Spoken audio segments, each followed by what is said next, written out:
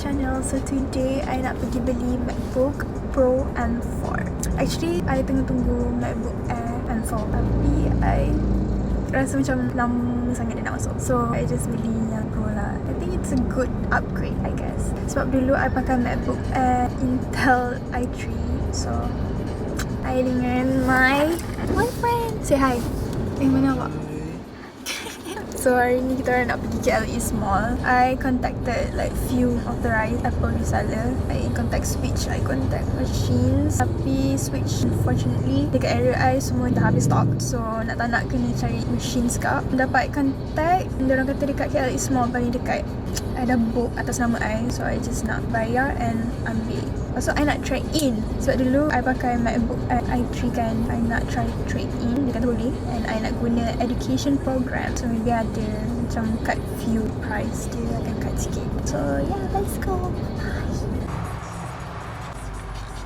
We're here already. Excited tak?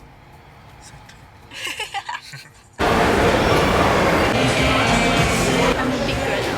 I'm not what's the staple?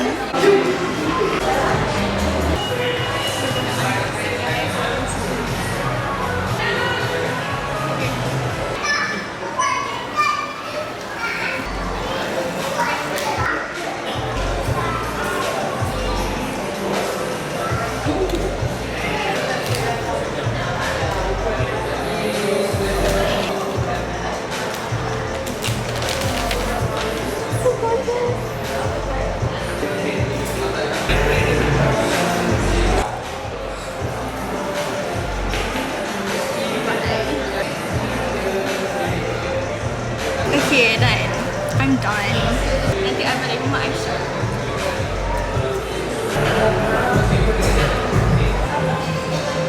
Hey guys! Okay, I dah balik rumah. Right now, I'm just gonna unbox it again for you guys. I nak cerita sikit lah. So, tadi I kan kata I nak trade in kan. Tapi rupanya dia kalau education program, dia education saja. If you nak trade in, dia ada program lain. So you tak boleh dua-dua. So I rasa lagi worth it if I guna education sebab my MacBook tu memang dah dia dah tak ada value actually. So paling rendah pun boleh dapat 300 macam tu. Nak tak nak I kena guna education program lah. Daripada 6,999 I dapat kurang jadi 6,569 if not mistaken. Okay, let me check. Yep, 6,569. Okay, I beli MacBook ni pun sebab I dah lama gila.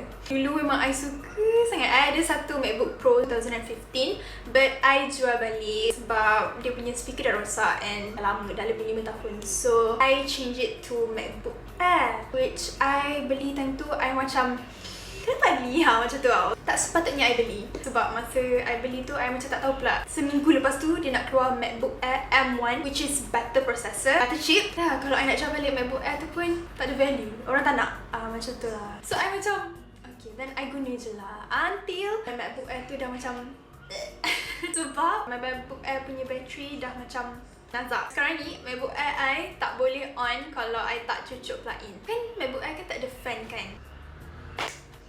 Memang arwah dah lah ya. So I decided to go for MacBook baru. And then baru ni pun nak keluar MacBook Air M4. Lama sangat nak masuk ya. Dah nak dekat raya dah ni. And I pun nak masuk study. Sebab before ni I guna banyak laptop aku guna ni. Aku tak tahu kenapa banyak sangat. First laptop I MacBook Pro 2015. I tukar MacBook Air Intel Core i3. So I change to Windows. I guna Cyborg 15 MSI. Tapi I tak suka.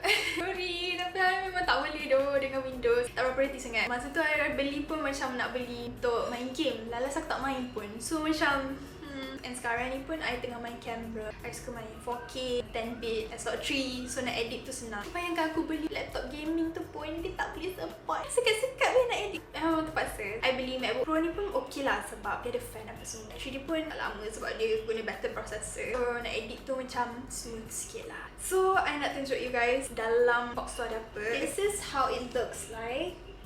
I'm so excited. Dia ada silver and space black. I chose the black one.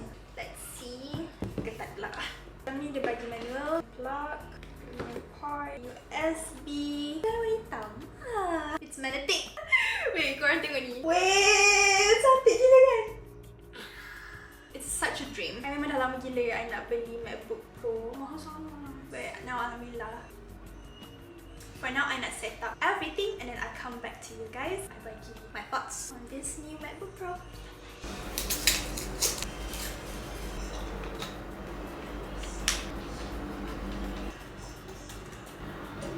Okay guys, this is my MacBook Pro M4. As you guys can see, dia punya screen tu ada macam like purple-purple gitu tak? Sangatlah clear. And if you guys switch to this is my MacBook Air. So you guys can see right, macam like kelabu. See?